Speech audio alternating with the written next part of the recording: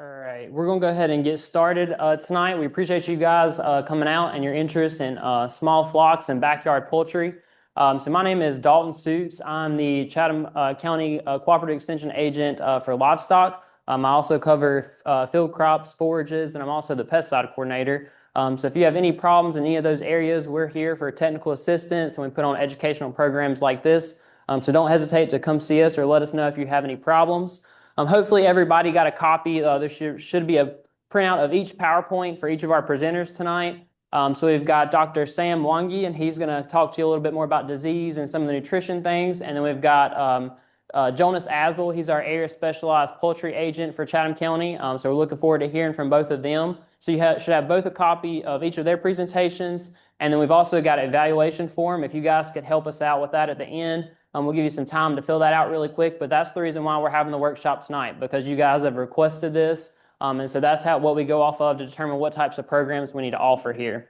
And then there's also like a small little sheet here that's for our chick vaccination workshop. So if you guys are interested, again, that's some feedback that we had that you guys were interested in hatching out your own chicks, but you wanted to know how to vaccinate them yourself. So that's a workshop that we'll be holding on March 26th. And so we'll have live chicks hatched out for that. And Dr. Sam Wangi is going to help us out with that again, and Jonas. So there's only 25 seats available. There is no cost for that. So if you're interested, there's the link there on that little printout. Be sure and go and sign up and let us know if you've got any questions about that. But we'll go ahead and get started here. We've got Jonas is going to kick us off here. He's going to have about a 30-minute presentation, and then we'll have a really quick 5-minute break. And then we'll jump right into Dr. Sam's presentation. We're going to have about 45 minutes of that. And then hopefully we're going to leave you guys about 30 minutes to answer any questions that you may have. So this whole time that you think of any questions in either of the presentations, just jot them down. And hopefully we should have plenty of time to be able to get to them at the end there. But yeah, I'm going to go ahead and turn it over to Sam, or for Jonas. Here you go, Jonas. So this one's for the live stream. Okay. And it should be good there.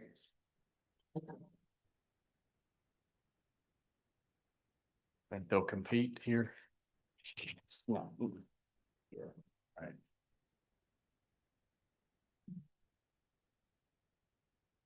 All right, good evening. As Dalton mentioned, my name is Jonas Asbel, and I serve as one of 4 area specialized agents for poultry in the state. So just real quick, show of hands, who has been to a poultry extension workshop like this before? Okay, so we got a couple returning. Thanks for being back with us and putting your trust in us and what we have to share. And then if you're new, we welcome you, and I hope that we can share some great information with you. We have a smaller crowd. We did this last year and had a pretty large crowd and had difficulty with time frame trying to answer all our questions. So Sam and I both talked, and we're going to try to kind of speed through our slides a bit. But you've got them in front of you. You've got them to take home. So, anything we don't maybe touch on that's listed there, you can kind of ruminate on later, if you will. But please feel free to stop us if you have questions. But we're going to try to do our presentations fairly quickly so we leave plenty of time for Q&A. I've told a lot of folks, most of the time, it's not as much about the information on the slides that we present as it is maybe burning questions that you have from experiences with your own flock. So we want to make sure we leave time to address those. Another show of hands, how many of you actually have backyard poultry currently? Okay. And I'm assuming the balance of you are considering poultry. Okay.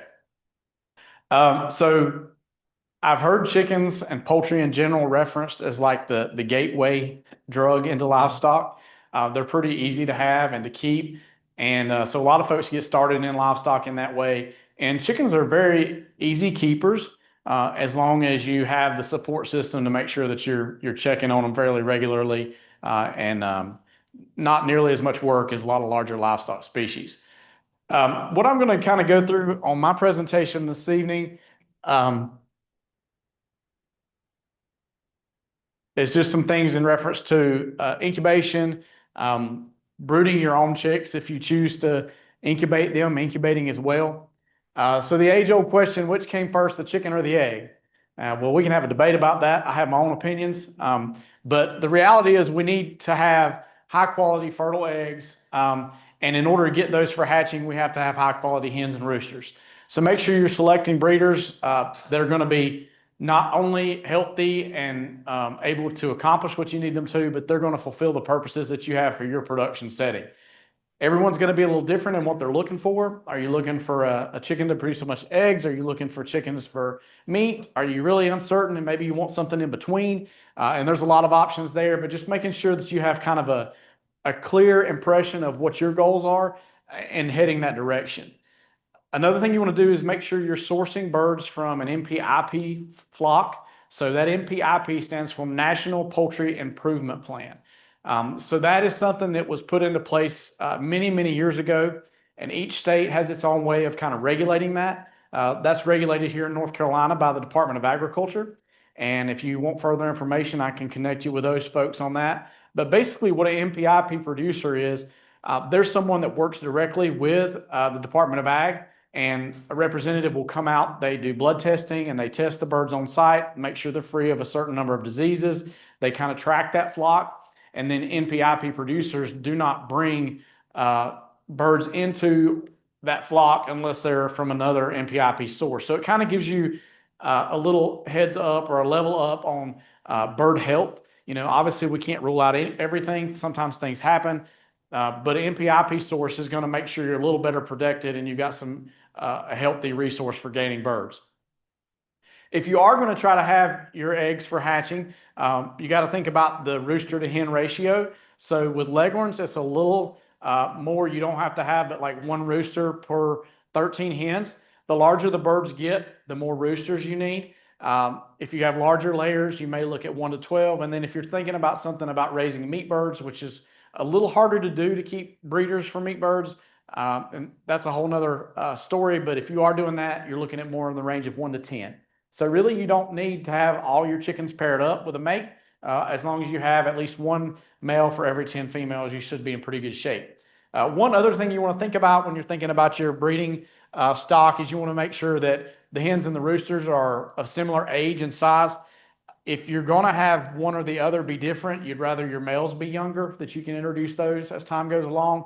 But ideally, your hens are going to be mature, or you're going to have them in a grouping where the birds are all of similar ages. So the three main purposes that we think about with keeping backyard flocks is eggs, number one, and that's probably, I would say, the majority of people that I talk to have small flocks. Obviously, meat is another great option, and there are a lot of folks that raise birds for meat in North Carolina. If you're interested in doing that, I can share more information with you or give you more resources on what we refer to as the poultry exemption in North Carolina. And what that is, that's also managed by NCDA, where the birds are exempt from USDA bird by bird inspection. So you can actually grow and process birds for sale on your farm. They don't have to be inspected. The process doesn't have to be inspected by a USDA inspector. You just have to kind of go through some training, and then you have some qualifications that a compliance officer works with you on that to make sure that you understand food safety and safe handling of that, animal welfare, and some other things. And we actually hold workshops for that across the state. And we can get you involved in one of those as well. But you can actually process quite a few birds in North Carolina and sell them legally without them being inspected by a USDA inspector.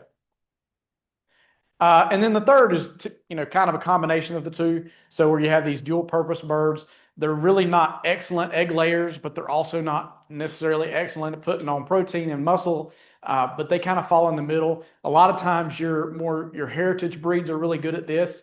Think about flocks that maybe, generations ago they had running around the barnyard, and these birds were dual purpose, and the fact that they were fairly muscular. They had a lot of meat to them if you wanted to process them, but they were also decent layers.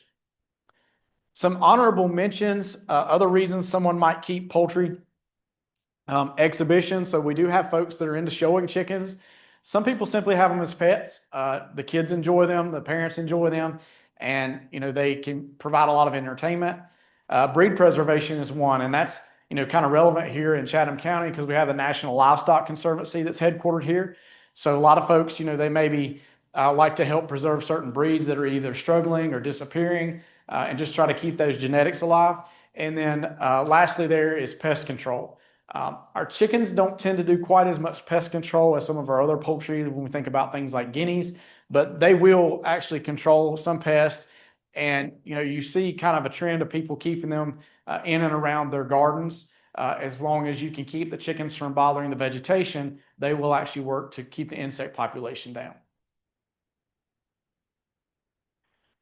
When you're selecting breeds, it goes back to what we were talking about at the beginning of knowing what your goals are.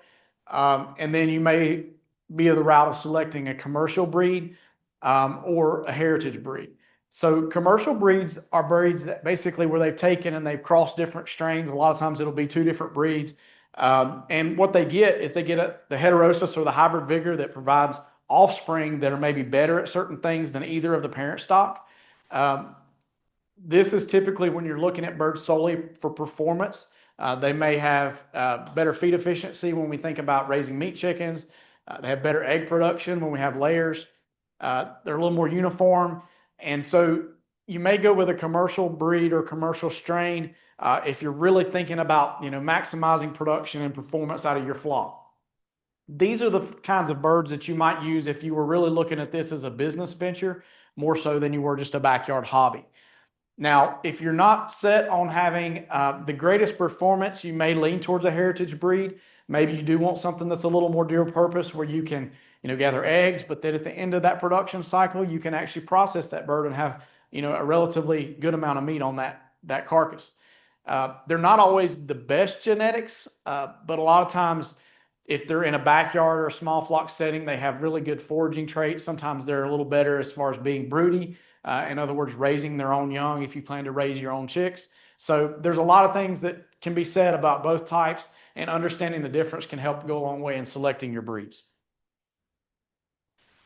I throw this slide up here. This is a table that I put together a few years back. Obviously, it's not comprehensive, but kind of categorizing into three columns here, some breeds that are well known for their egg production versus some in the middle there, more so for meat production, and then some on the far right that are kind of classified as dual purpose, meaning they do well for both.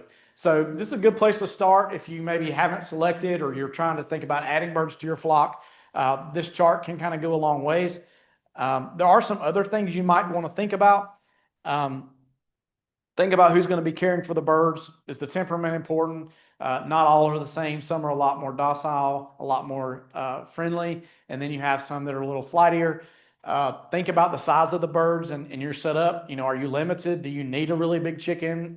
Would you be better off having smaller versions like the Bantams that are still going to produce eggs for you and you get to enjoy your chicken fix, but not take up so much space? What type of housing do you have? And then I put on there comb type. That's not as relevant here in North Carolina, but it is relevant if maybe you were going to relocate or knew you were going to and you wanted to take your flock with you. And also for some of our folks in the western part of the state where they do get a little more cold winter weather, comb type can be relevant. Your big comb that most of us think about are like a single row comb. They can be they can have frostbite on those if they're in extremes. So picking a comb type that is more like a pea comb or a rose comb or something that doesn't stick up, they can be better in colder environments. So this chart I pulled off of the website listed there below. This is from Mississippi State Extension. This kind of gives you a few breeds that are kind of stereotypically known to be either good-natured or friendly or more nervous and flighty or aggressive. Also include this slide. I know you have it on print form, but kind of a little hack. If you're searching for something online, if you will type in whatever you're looking for, like in this case, you're wanting to figure out how to select your breeds of poultry. Type in chicken breed selection, and then over to the right, type in .edu. And a lot of times that'll redirect you to more research-based university or extension sites that you can count on to give you some really good information. But these are some extension sites that have a lot of different options for how to select breeds that are going to meet your goals and what you're trying to do with your flock. I think all are extension except for the bottom one, but I included it because I thought it was a really good source. Now we're going to get into, we've got our birds, we're in production, we've got eggs. And keep in mind, if you're buying chicks, you're going to have to wait 6, 7 months on some of these before you start actually collecting eggs from the coop. But some things to think about in that, in reference to your egg collection and production, you're going to want at least one nest box per every 4 hens. Sometimes you'll see this every 4 to 5 hens. But if you're going to have, you know, a flock of 20 birds, you're going to need at least 5 nest boxes. They're probably only going to use 1 or 2 at the most, but it's important to give them options. And what happens a lot of time is you'll provide this number of nest boxes, and then you'll go, why are they always picking this one? And usually it has to do with something to do with like a draft or light. The nest boxes need to be kind of dark and out of the ventilation tract, okay? You want to have clean straw in the nesting pads or nesting pads inside the boxes. And I have folks say, well, how often should I clean them out? Well, if you've trained your birds well, you shouldn't have to clean nest boxes out very often because that should be a place where they go to lay eggs and then they hop out. Sometimes we'll see folks have issues with this where the nest boxes get dirty and the birds will actually get in there and defecate and they cause, an issue. Not only that they have to clean out the straw often, but then they've got dirty eggs that can go bad on them or get contaminated. One of the biggest things that you can do to prevent this is if you do have a flock of pullets and you have them in your coop, it's important to keep the nest box area blocked off until they're near lay. So if you know your breed tends to start laying around 22 weeks, then I'd keep the nest boxes blocked off at least till 21. Because what happens is if you don't, what they start to do is they see that as another area to go and play and to hang out, and then they get used to the nest boxes being something other than what we intended it for. So then it's more of a kind of a hangout, and that's when they can begin to really dirty things. Nest boxes don't have to look like this commercially produced one down here on the right. I've seen a lot of different things used. I've seen kitty litter buckets, the kind of the rectangular type with the flip up lid where you take the larger portion of the lid off and you set it and leave the smaller portion of the lid down to hold the bedding material. I've seen 5-gallon buckets. I've seen milk carton crates. Anything that is going to help that bird feel secure and it has some good nesting material in it, they'll use. The key is making sure that it's large enough. So as a general rule, a foot by foot by foot, but ideally we're going to be at least 10 to 14 inches wide, 12 to 14 tall, 12 inches deep, and then we want to keep those nest boxes up at least 18 to 20 inches above the floor level. You want to gather your eggs at least twice a day. This goes a long way for a couple of reasons. Number one, if the weather's hot, you can prevent spoilage, but also if you get in a habit of not collecting eggs often, someone else will. Usually if we see where someone has predation issues, whether it be snakes or some other type of varmint, it's because people aren't collecting their eggs often enough. And so these pests are opportunists and they go, we got eggs on the shelf, then they're going to keep coming by. But if you get those eggs off the shelf twice a day, they're probably going to move on to an easier food source. Additionally, if you gather them more often, you're going to keep them cleaner. You don't have other hens getting in there and possibly contaminating the shells. Don't be confused with the next bullet point there. Dry, clean eggs only, do not wet eggs. So we're talking about in reference to hatching our own chicks, okay? So if we're dealing with hatching eggs and we're wanting to gather fertile eggs and we're wanting to set them, ideally you're only going to do a dry clean. So what I mean by that is you're going to wipe them off with a rag. If they do have a lot of fecal material or something else on them, you can take a little block of sandpaper and just try to rub that off and try to do a good dry clean to your egg. We want to avoid wetting that egg because we want to keep that cuticle or that bloom that's on the exterior of the egg intact to help protect the embryo as it develops. Now, totally different frame of reference would be if you were gathering table eggs and you're going to collect eggs that you're going to take inside and you're going to put them in the fridge and you're going to eat them. Then you do want to wash your eggs. The key with that is you're going to make sure that the water that you use is about 10 to 20 degrees warmer than the eggs themselves, so that as you clean, you're encouraging things to move outward, not inward. So if you do have bacteria or something on the egg that you're washing off, it doesn't move into the egg during the washing process. If you're going to set hatching eggs, you want to be sure that you maintain a steady 50 to 65 degrees for most of our poultry species. Embryonic development typically starts a little above 70 degrees Fahrenheit. So if we keep those eggs stored at a cool temperature, then we're able to bring all of them up to temperature and start embryonic development on the entire clutch at the same time. That is how, hens that have a nesting, on a backyard flock or a barnyard flock, hens, they go and they lay egg. They lay one a day. Well, yeah, but they can hatch out a brood of 12. How does that happen? Well, it's not necessarily that there's 12 hens that all lay an egg on a single day, but if those eggs aren't set on and they're not warmed up and brought up to temperature, embryonic development is delayed until a hen decides to go broody and set on all of them at the same time. So we're going to mimic that. When we collect those eggs, we're going to keep them at a low temperature, 50 to 65 degrees. And then when we get ready to set, we're going to bring them all up to temperature at the same time and hopefully begin embryonic development on all of those embryos at the same time as well. Humidity, we want to stay in the 50 to 60%. Avoid direct sunlight with storage, drafts as well. And you can keep eggs for, kind of an unlimited amount of time in this cold storage before you set them. But the longer you keep them, the lower your hatch rate is going to be. So ideally, you're going to actually bring these eggs up to temperature 3 to 7 days post-hatch. You get much past 10 days of storage, and your viability is going to go downhill in a hurry.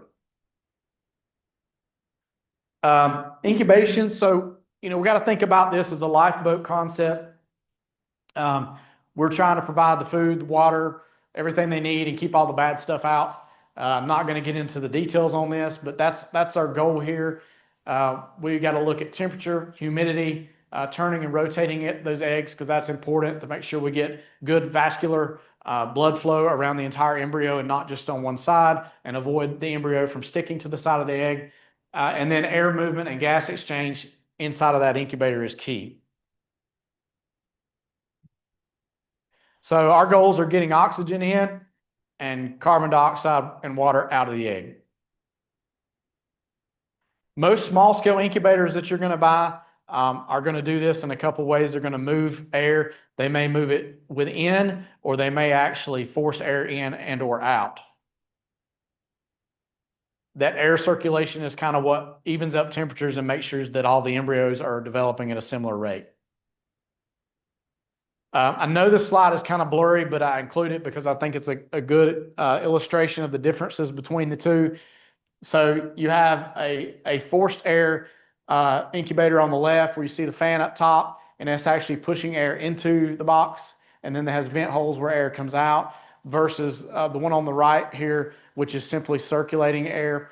The one on the left is going to do better, and for a lot of reasons. It kind of keeps a better air exchange. It's more even temperatures. You don't have hot and cold spots where you could have slower or faster embryonic development, but just understanding the difference between the two is key.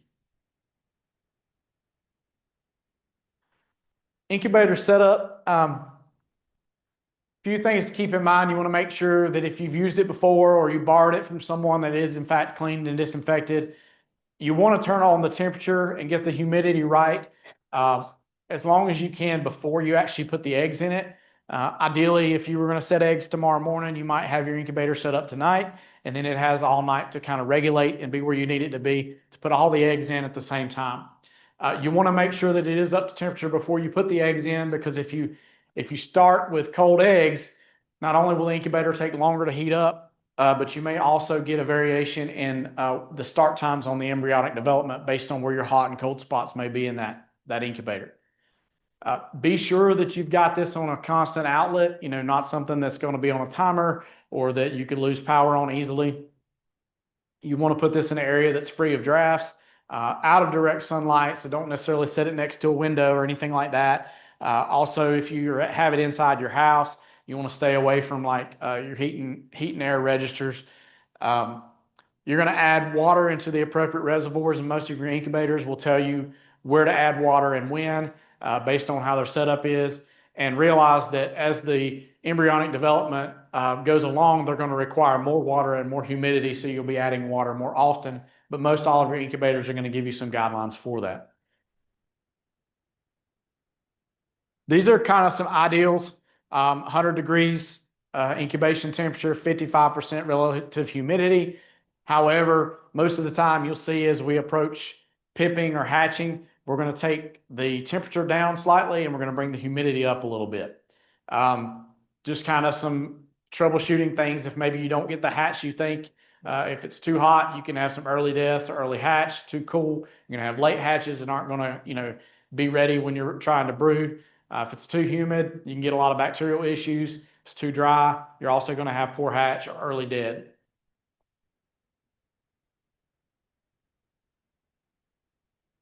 Anything like that diagram I showed you with the incubators, anything you can do to even the temperature and prevent fluctuation is good.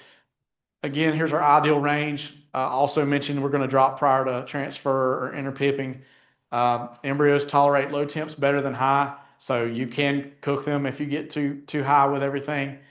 I would use a supplemental thermometer just to validate maybe the setting on your incubator, especially if you have issues with this hatch. Make sure you're checking that temperature on it and that it is accurate and calibrated if you need to.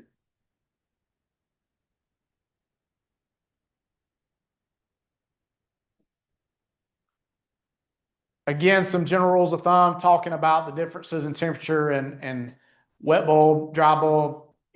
That's a little more than what I think we need to dig into, but it is there in your slides if you want to come back to it or you have questions.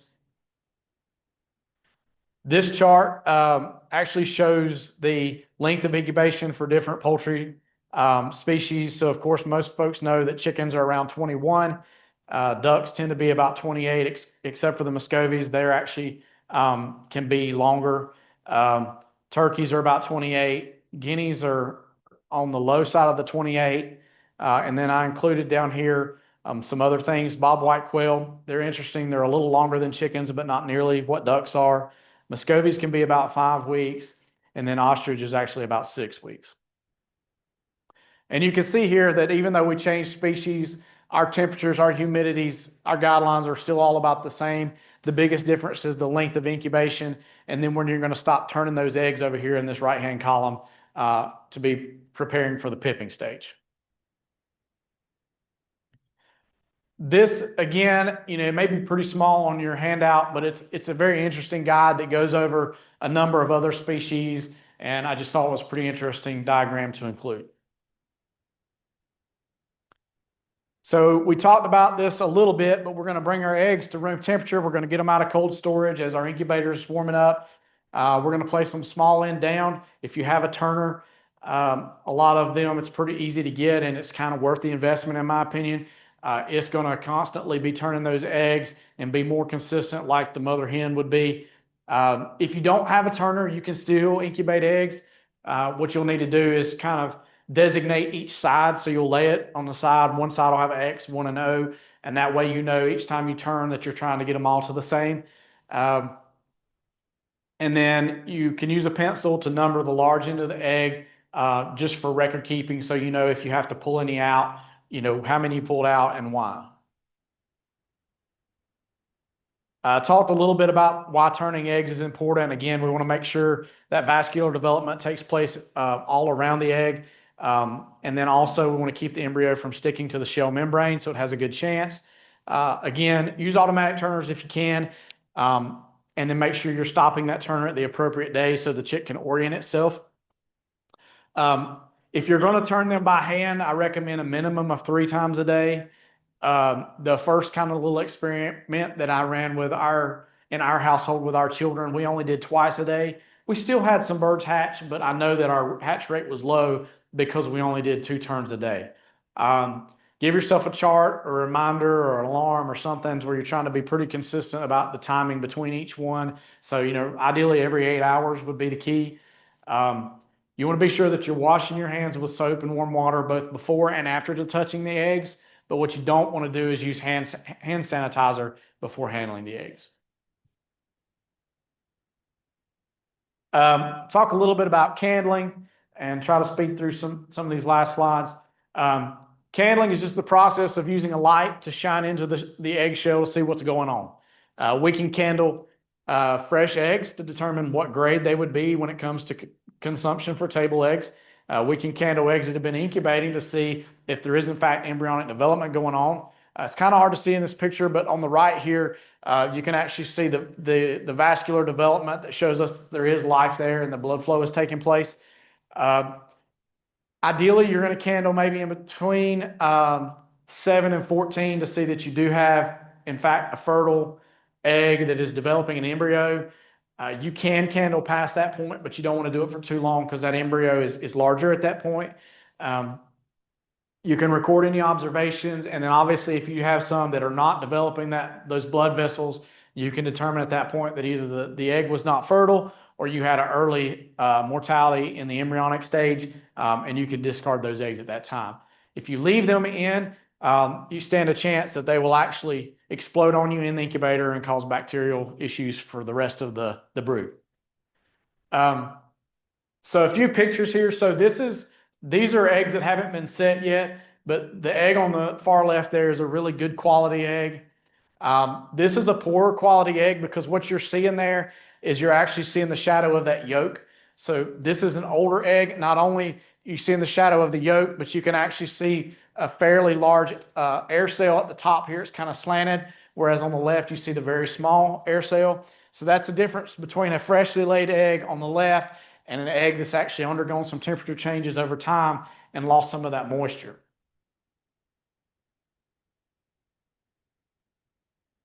This one's pretty interesting. Anybody know what's going on here?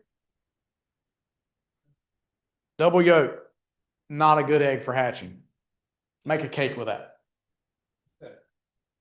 And then also a poor quality because of a crack here. So candling prior to setting is beneficial to know maybe which ones are good and which ones should or shouldn't be incubated. And then you can candle during the incubation process to make sure you do in fact have some fertile eggs. In preparing for hatch, we're going to stop turning those eggs about 3 days before we expect them to hatch. So that's going to vary based on species. Humidity goes up, temperature goes down. We talked about that. This is where you would transfer to a hatcher if you're using maybe a commercial style incubator. But if you're using like a small scale one, like was demonstrated earlier, they're kind of designed to be an all-in-one. So you would not move them out of that. They can hatch inside of there. Get your brooder ready at least 24 hours before you expect the chicks to hatch, and make sure you have the water and the feed and everything there ready. Pipping will take about 10 to 20 hours. Don't help them. That doesn't help. That actually harms things. If they can't pip out on their own, they're not healthy enough to survive after the fact. So you want to make sure that you're patient with this, and it can be very difficult to be, but allow them to hatch out on their own and then leave them in the incubator until they're fluffy. Okay, you don't want to pull them out wet. You want to make sure that they're fluffy, that all that down has fluffed up, and then you can move them into your brooder. Obviously, if you have any eggs that don't hatch, say when you get about a 24-hour window from when the last one to hatch, your others probably aren't going to hatch. And the safest and most humane way to dispose of those is to put them in a plastic bag and put them in a freezer. The freezing actually decreases the embryonic temperature, and if the bird was still in fact viable, it will euthanize it for you. The next few slides kind of talk about some hatch failures. I'm not going to go into all the details on that for sake of time, but just know that they're there and they can kind of help you troubleshoot some issues. Brooding, make sure that your brooder is ready, again, 24 hours before you start to hatch chicks. You want to wait till they're dry to put them in. You're probably going to need about a 95 to 98 degree temperature, and then you're actually going to move your heat source until you can tell that the birds are comfortable. Here are some good slides that just go over some different examples of brooding. You don't have to have anything special. If you're handy and crafty, you can do a lot of things. The main thing is making sure that you've got food, water, heat, dry litter for them, and a good cover to keep not only them in as they age, but also to keep predators out. And predators aren't excluded to just wild things that we think about, but they can also include the family dog or cat or the children in the house. Here are some pretty good guidelines for sizing a brooder, based on the number of birds that you're going to have in there. Again, you can use a heat lamp. Also, a lot of folks are transitioning over to like brooding plates. They don't even feel hot, but they are warm, and they kind of work like a mother hen does. You can adjust the height of them, and the chicks kind of get under it, and they gather a little heat versus that true radiant heat you have from a bulb. They can be a little safe for a lot of our embryology projects in the school systems. They've transitioned to that. You're going to reduce temperature about 5 degrees each week. until the ambient temperature outside is kind of equivalent to what you're after, and then you can move birds out. If it's still cold weather, when you get to that end of that 4 to 6 week mark, they're pretty good. Once they're fully feathered, you can take them outside. This just some examples of, what too hot looks like. So that's your heat source in the middle. The birds have moved away from it. Down at the bottom, it's too low, so you need to bring that heat source down because they're huddling under it. On the right, you've got some type of air causing them to move to a side, and on the upper right, that's perfect. They're scattered out. You want your perfect chocolate chip cookie, if you will. I'm not going to get too much into nutrition because I feel like Sam may address some of that, but this is a good slide for your reference on if you're dealing with layers. If you were going to do meat birds, this changes a little bit. It's a lot simpler. With meat birds, we're going to stay on that starter feed for about 3 weeks, and then we're going to go to a developer or finisher. Housing, once they're fully feathered, you can go outside with them. You don't want to mix them with older flocks until they're pretty close to mature size. And then when you do, you want to try to do it in a slow, safe manner. Here are some of your sizing requirements for your reference. A few good housing examples shown here. When you're going to blend flocks, we recommend a 30-30 rule. So this is 30 foot of separation for 30 days. So if you buy a flock and you're bringing them in, or you've got this brood hatched and you're ready to introduce them, just give them some time to see each other and watch for disease issues. If you can give them fence line contact for a week once you're ready to introduce, that can be a plus. Make sure you've got extra feeder and water space in there whenever you do combine a flock. So if you've got older birds that are used to these feeders and younger birds that are used to these, when you combine them, put both feeders in so they both have access to what they're used to until they're accustomed to one another. Some folks feel like it's a benefit to add the birds at night. So they'll actually go in when their birds are on roost and put the new birds on the roost poles. That way, when the sun comes up, they're all woke up together, and it's not new necessarily because they're all going about their busy morning routine to get food and water and everything. Versus if you walk out there in the middle of the day and they've already ate their food and they've already got their water, and you throw in new birds, they're kind of like, who are you? Why are you here? And you can get some problems. Avoid pecking, cannibalism, or vent pecking. This can be a major issue if you introduce birds too quickly, or you stress them out by having them at a too high of a density in a small space, or they don't have the feeders or drinkers they're used to. When you're going to combine, you can add different types of enrichment to try to help eliminate this. Think about hanging CDs, hanging pie pans, corn on the cob, a pumpkin, and you can actually buy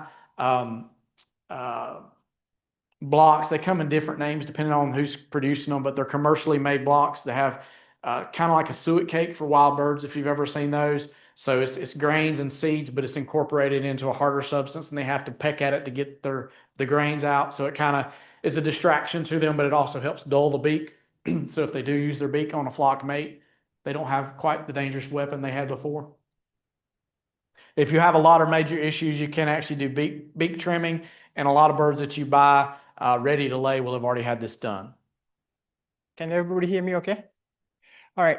Thank you very much for taking time and coming in here, and for those who are in person and those online.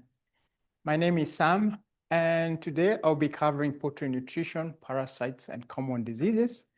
As you can tell, it's a very broad topic, yeah? So I may not cover everything you're looking for, but it's a good start point for us to have a conversation. I've provided you with my email there.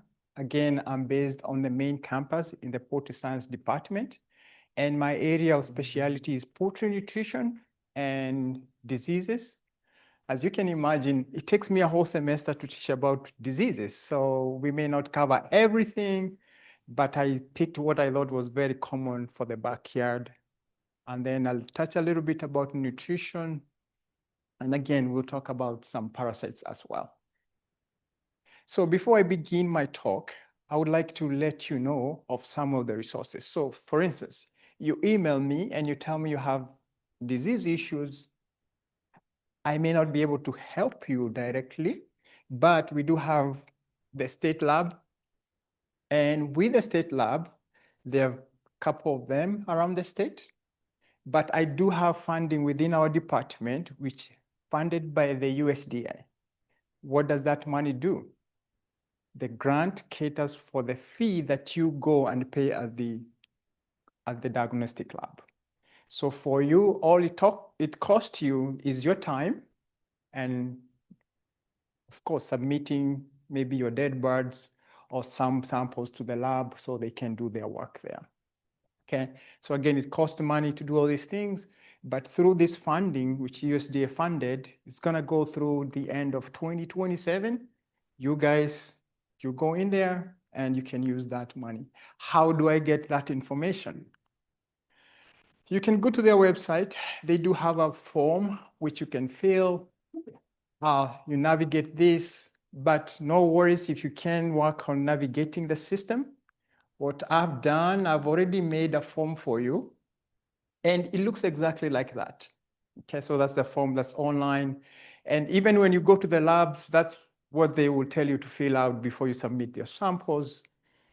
And so this is the most important part which caters for you. So all you need is this information. I do have form, and Dalton will be sharing with you online. You see where it says bill to? Make sure you tick that bills come to me. So you don't have to worry about that, because again, you're gonna put all your information there, yeah? So if you don't put that bill to there, you may get the bill, but I don't want you to get the bill. I wanna take care of that for you. All you just do, put that information nicely there. And I have an account number. It's not a big thing there if you don't remember the account number. All we need you to do is put that information. That way I get billed for it. Okay? Of course, we have to be careful and not careful, but thorough on how we fill the form. So it's important as we progress, and especially if you have flock, keep a good history of what is happening at what time, because they're gonna ask you, how old are your birds? When did they die? Things like that. So that helps you, especially if you're submitting your samples and when they're trying to diagnose what's going on. And even when you call me and say, this is a problem I'm dealing with, I'm gonna ask you, what type of poultry do you have? How old are they? Because there are certain diseases at a certain time that are more prone than others. Okay, so again, that bill's taken care of by me within the department. And all they do, they're gonna send the results to me and to you as well via email. And so I get to have conversation with you. Hey, this is what they found out. And do we have a treatment for it, or what do I need to do for my next step? Okay. So again, your portion on that form will be here, backyard. And as you can tell, there's that information I just mentioned to you, the age, day, weeks, month, year, type of, all those things are important. One key thing I'll mention to you, the quicker you can get your dead birds to the lab, the better they can be able to tell you exactly what's going on. And sometimes that's not very visible. So if you have a dead bird, don't freeze it. Just put it in the refrigerator. And then when you get time, you can submit it there. Of course, again, you don't want to keep it forever in the refrigeration. It's not good. But as soon as you can get that chance, the better for you to run it out there for that service to be rendered to you for your dead bird. Okay. Sometimes within our flock, one that's not gonna make it, has some issues. It's just a matter of time. I would say probably that's the right time to take it there, because then they can look at other things and you can ask more questions during that time. All right. So again, do not freeze. They like it when it's nicely fresh or just refrigerated. They can be able to see a lot of the signs they'll be looking for. All right. So let's start digging down into the presentation itself. Remember, Jonas mentioned about the NPIP program, where you need to source your birds. So in the state of North Carolina, they do have a list of diseases, which they call reportable diseases. What does that mean? It means that, for instance, you're thinking of making a little bit of money, you're gonna be shipping things out of state, or you wanna be selling out of state, so then with that, if you have to do that, then you will make sure your flock does not have any one of these diseases. And that's what the program is meant for. That NPIP program, what they make sure the flock don't have is this list of diseases. and mainly when you think of North Carolina itself. So again, if you're buying birds, you want to start birds, make sure that where you're buying them, they are in that program, and you will eliminate most of this. Again, we don't live in a perfect world. You may get perfectly healthy birds, but with time, things can happen. But if you ever get a report and it has one of these, there's probably, it's really not a good disease to have within your flock. Okay? Good. So let's go in for that part. And I don't know, we are all in different levels on poultry and diseases and what happens there.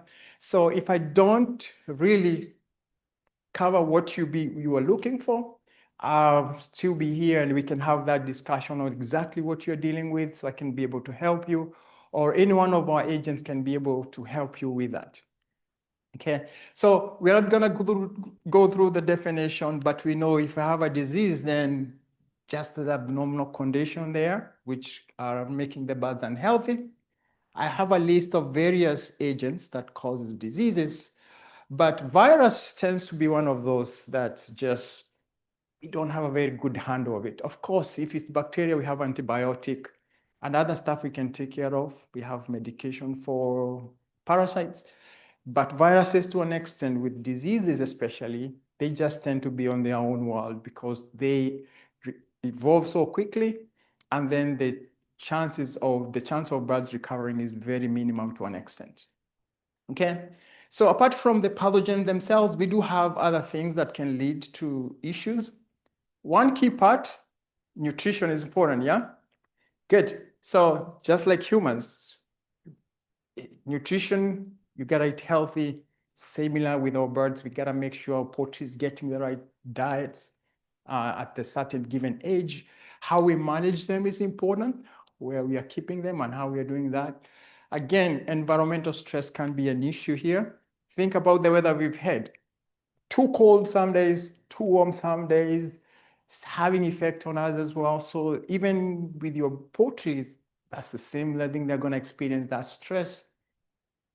And sometimes you may end up dealing with behavior issues, pecking orders, which can translate sometimes to cannibalism, and especially with your laying hens, sometimes when they are laying in there, if they don't have that enough spacing of aggression, they start pecking on the backside of the others. That's not a good sign. That could lead to other health issues as well. So think about those two columns there. Is it direct cause pathogens, or is it how I'm managing things that are contributing to the disease? Good. Do you know what you're looking for when you have sicknesses? A whole list there. But if you know what normal behavior is and how healthy your birds are, then you start seeing something out of order, then you know probably you're dealing with a sickness. Okay? So it's always good. Be a friend of your chickens, observe them more frequently. You know how they behave when you open that coop, how they run out. If you have suddenly one morning open and they don't come out the way they normally do, then you may just question what's happening, okay? So again, different signs of illnesses that you can look into. So we can categorize diseases based on the system of the body. And so we are not gonna go through the whole list again, as I mentioned, it's a lot of diseases, but we can touch a few today, and hopefully that will help you with your management and what you're trying to achieve with your backyard flock. So now the actual diseases, mostly for the small flock. MG, MS, those are your main ones that you may have to deal with. And if you remember the list I gave you, those are reportable diseases. Does it mean when my chickens get it, that's the end of that flock? No. Guess what? They sometimes make it and they will survive. Okay? But these are two main conditions that you may have to deal with. But for that purpose, MG causes chronic respiratory issues in chickens. Okay? And again, for MS, mostly it's gonna cause issues with your joint and sometimes the respiratory system. Okay, so that's two main diseases that you may have to contend with. And so mostly, normally say, in the evening when your birds have gone in, they're roasting, make a habit of you just walking in there and listening to them. They have respiratory issues, you will pick that up very quickly because you're going to hear the sneeze, all the other stuff. You're going to see the mucus coming out.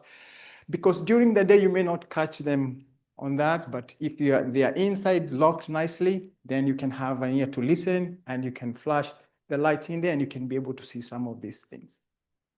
Okay. So what are you looking for? The common signs there. Again, you're going to have that coughing, sneezing, nasal discharge. If it's the MG, you can have the swollen sinuses. Okay. If MS, then you have lameness, swollen joints.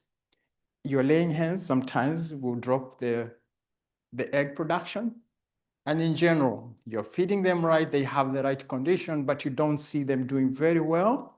There could be just something going on within the flock, and maybe you're dealing with either one of these. Of course, I don't care what disease the chicken have. If it's severe, it's going to have ruffled feathers. Yeah, that's just technically part of what they show when they're sick.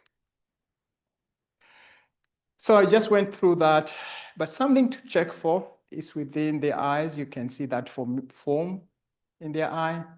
Okay. And again, you have discharge within their noses. And those are something you can look at, and their sinuses can be swollen as well. So be a friend of your chickens in the evening. Take a walk in there, listen, look, and you may be able to pick some of these things. The earlier you can pick them, the better for you to start the treatment. In severe cases, sometimes that can have another issue with sinuses. And by the time you get to this time, probably it's too much gone. So the earlier you can catch the disease, the better.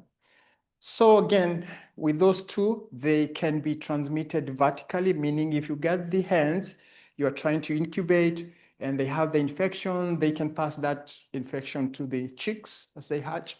And again, if one of them becomes sick, can easily transmit the disease to the next ones. We are saying the birds can recover, but they become carriers. So you have a flock, this is what has established you have them. You just have to make that decision. Do I still want to keep them, or do I want to just clean out the house and get a new flock? But just remember, if you're going to keep them, they're going to become carriers for a long time. So what can we do? Biosecurity is important. You visit places with other poultry. What you bring home can be part of that disease. So be careful. If you visit farm, what you're wearing, things like that, shoes, make sure you're taking care of those before you get to your own flock. Okay.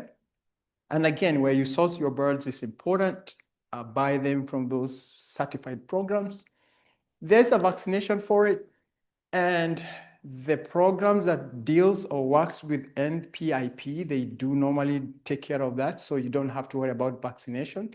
But if that's something you want, you can actually do it. Okay.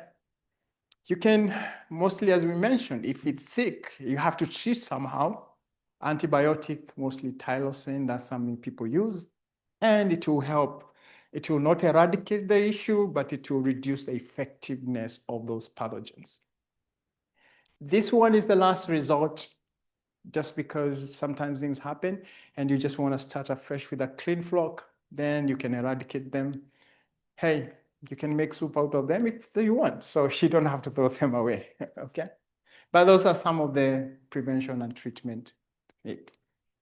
Next disease is infections, laryngotracheas, ILT, trach sometimes, as people call it, or laryngo. It's a viral disease.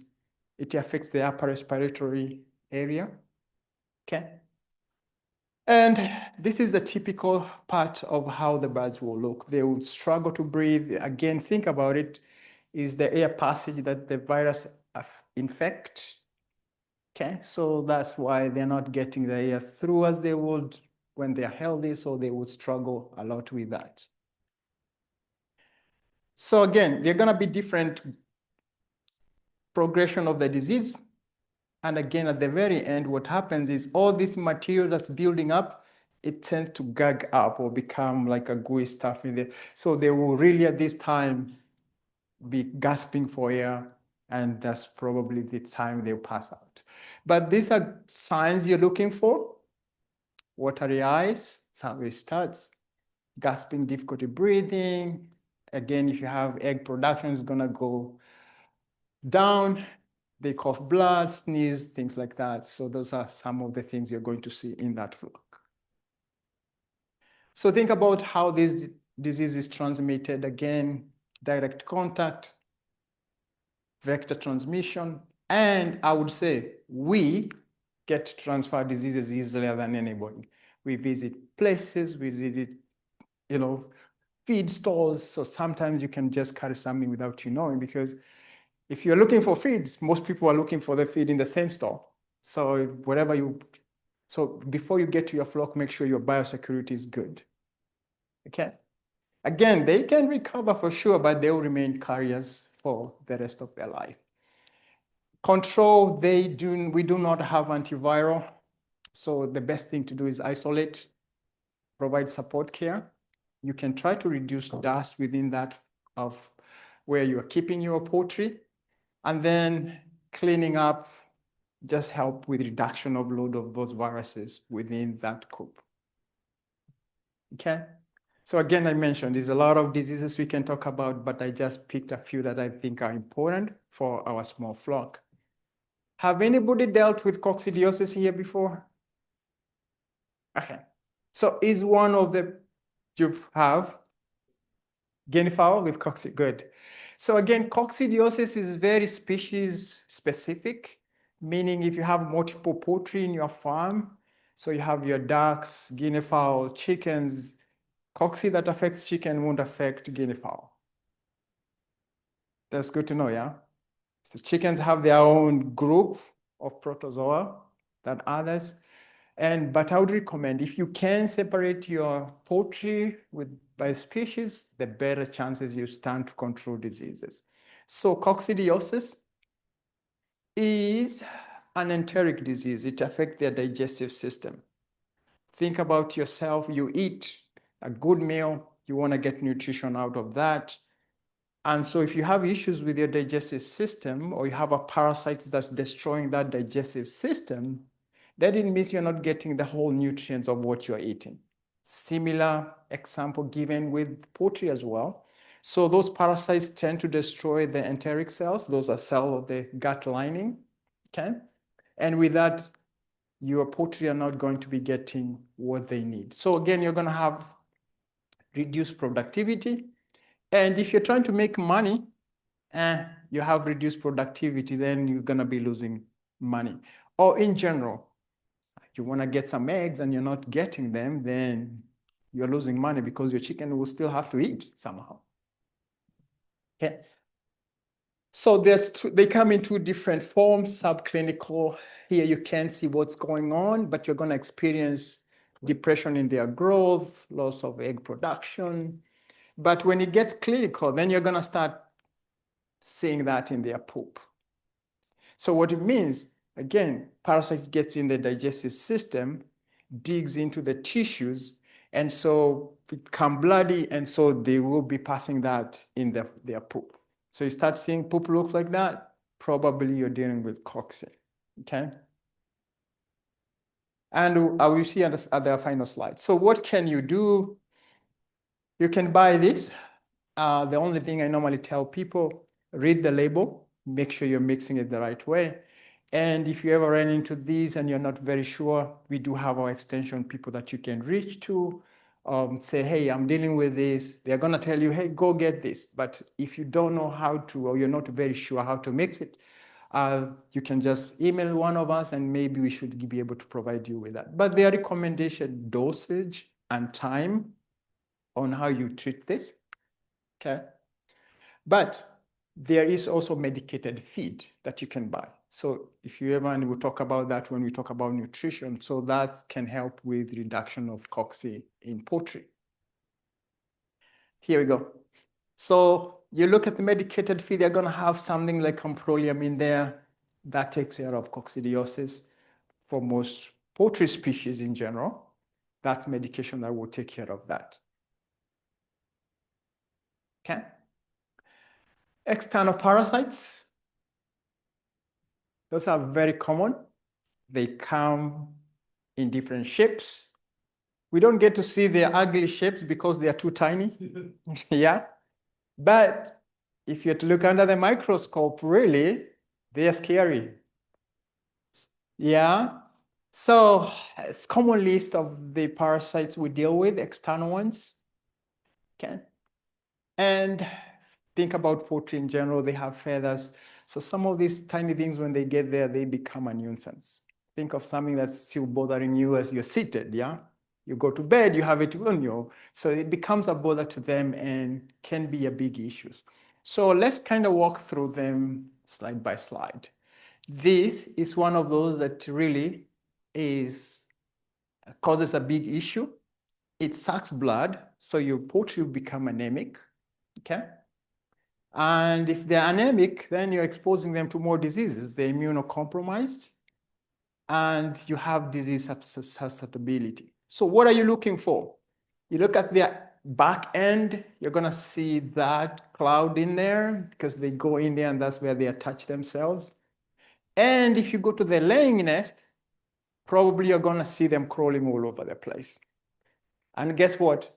If they are crawling on the eggs, if you walk in there, they'll be crawling on you. That's given. So that's why I said in the evening, when your chickens goes in, it's always a good practice for you to just go see what they're experiencing, hold them, touch them. That's where you're keeping up with what's happening.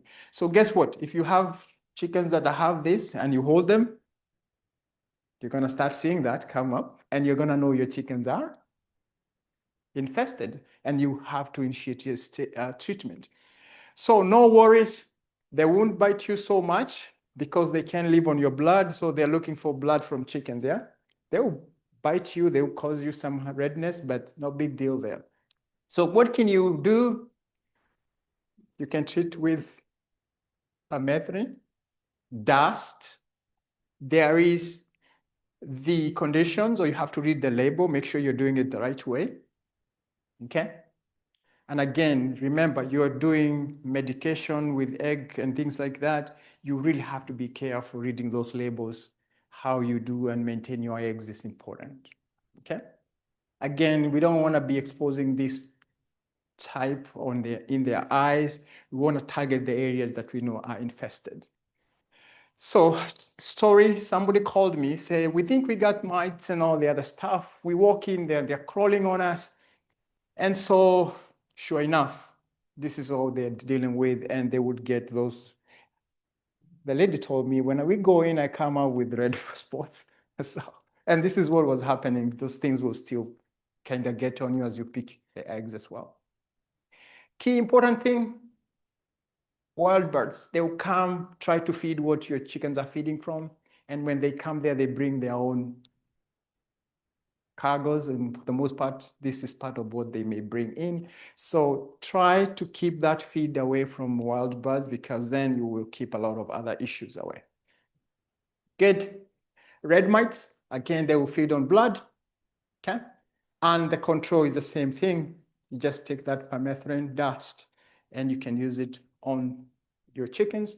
But again, don't forget the nests and the litter. Of course, they're there, they're everywhere. So clean that, cook nicely, the laying nest and things like that, and continue treating until you see reduction or elimination of those. Scale mites, they don't feed on blood, but they will feed on the scaly part of their feet.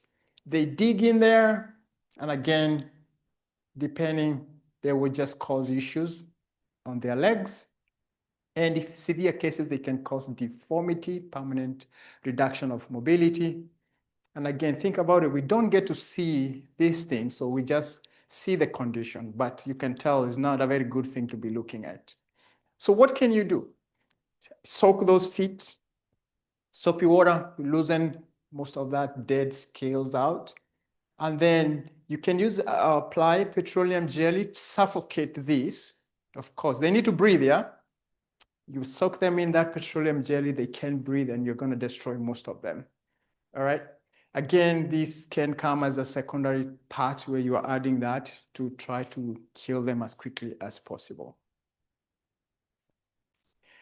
Lice, okay, what are you looking for? You're looking at their eggs in there. And technically, again, as I mentioned, if you're going to pick your chickens, if they have them, then you will still have them crawl over you. So it's a good thing to look. But these are very distinct and you can see them. So they feed mostly on the feathers and debris and the dead skin. So they're not sucking blood, but they are all over the chicken trying to eat off them. Again, that compound there works best for them. And that's why it's important to provide that sand bathe for the chickens. They will naturally play in that. And when they're doing that, they're eliminating a lot of these parasites. So it's really a good thing to think about. Okay. And the last one is fleas. They tend to stick mostly on the skin area. Okay. You can't miss those. If you walk in there, if they are all over there, of course, they will be on you as well as if you walk in there, you're going to be sharing with them. But you can't miss them for where they bite.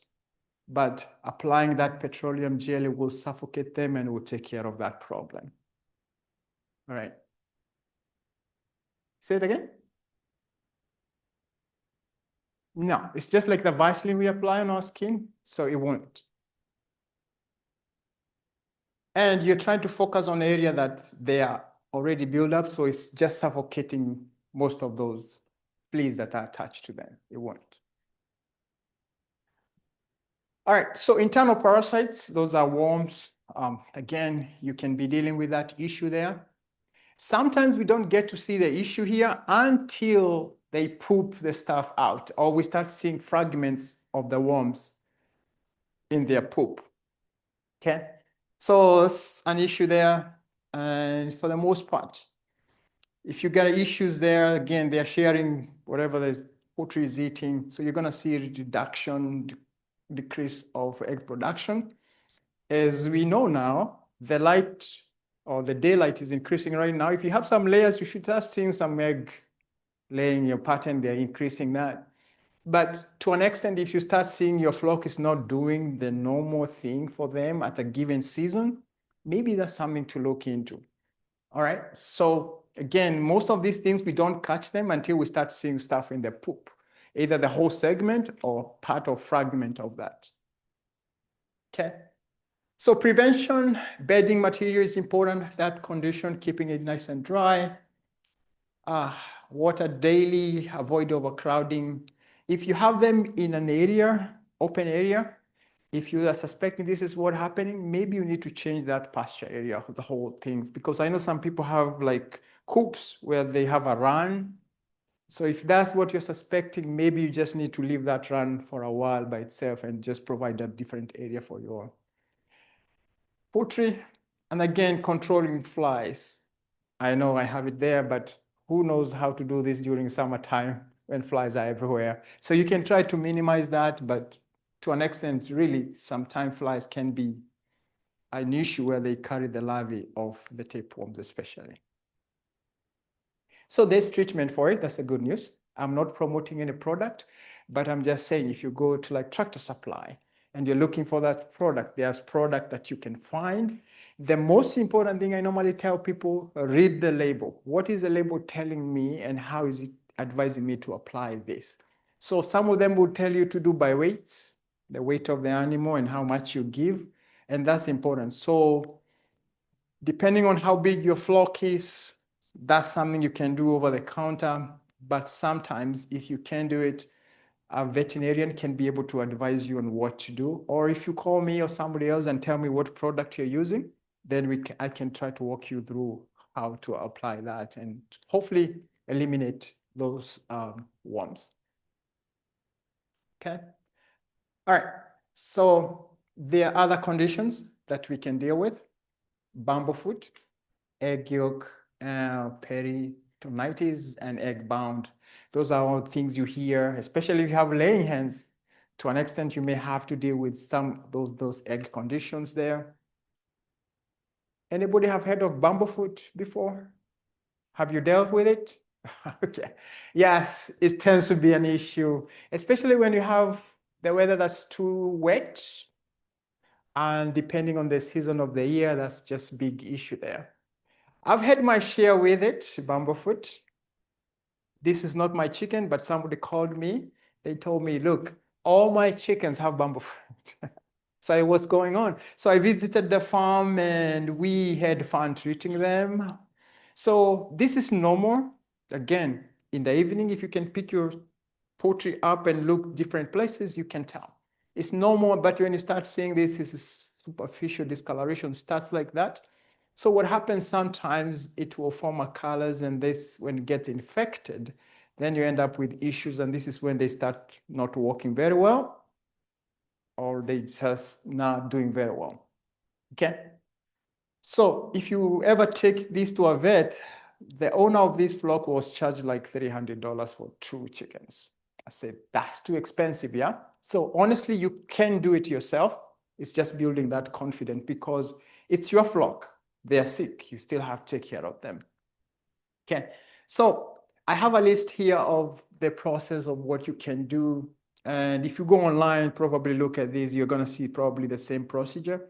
You soak and the salt here for around 15 minutes. Why are you soaking? All you're trying to do with the soaking is to loosen this thing up here. Okay. And then you're going to try to remove it. But poultry in general do not form pus, pus. Pus, like if you had a wound that stays, you press, comes the yellow stuff out. Poultry in general don't have that. What they normally have is a solid material that comes out of there. That's how poultry protect themselves from infection. So ideally, what you're going to be trying to look for when you remove this is that core part, the yellow stuff, and you press that out and still until you see the red tissues in there. So you know you've removed the whole thing. Okay? Once you do that, you do clean with an antiseptic. Of course, you don't have to go crazy buying different medication. This will work for you. Neurosporin. And all you do is apply it on here, and then you cover that wound with it. And then there's that self-adhesive tape. You just wrap it around. And all you're going to be doing, you're going to be trying to do this every 3 days. Go back. Remember, you don't have to soak again. Most people think you have to soak again. No, don't do it. As long as you've done a good job removing this, don't go back here. All you're taking care of now is the wound to heal. So don't soak again because you're making that tissue go back to, yes. Say it again. Okay. So again, soaking in the first time, loosen stuff up.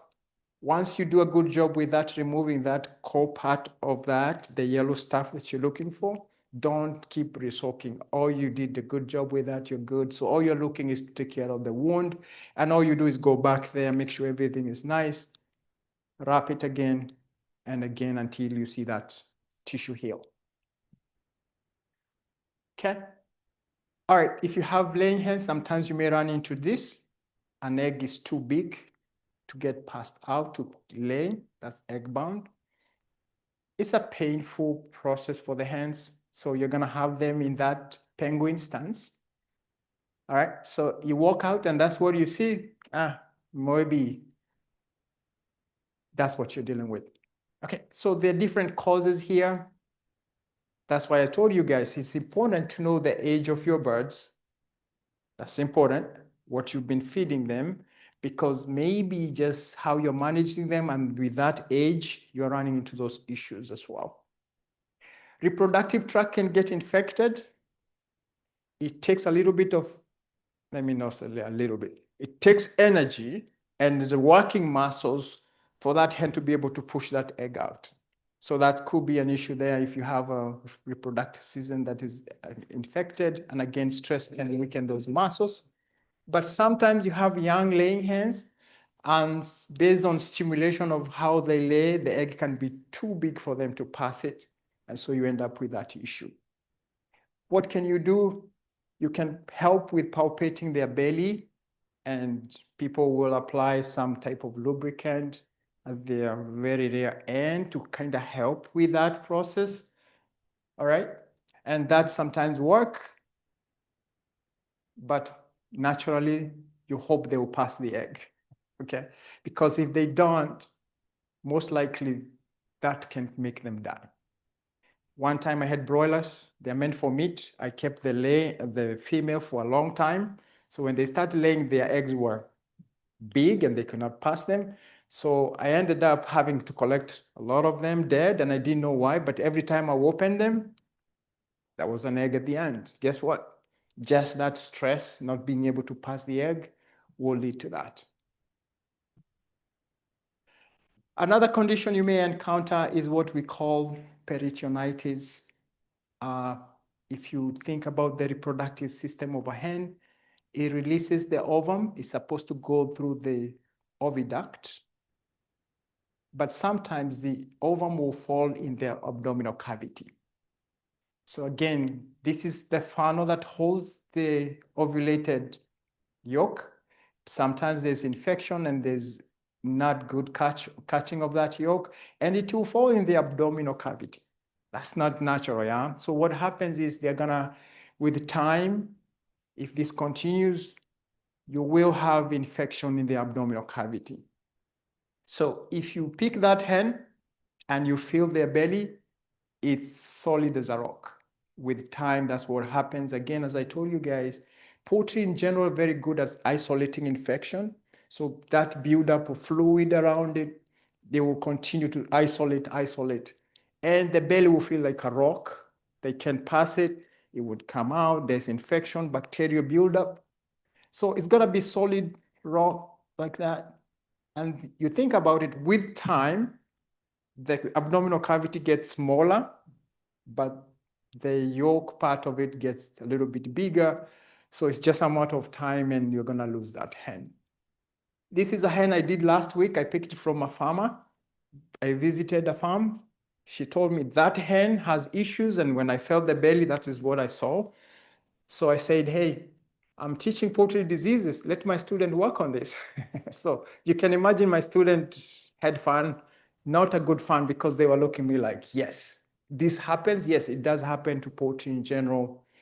And so again, what causes that internal laying diseases can be an issue. Of course, animals get sick. They have tumors as well. Ovulation, especially for overweight birds.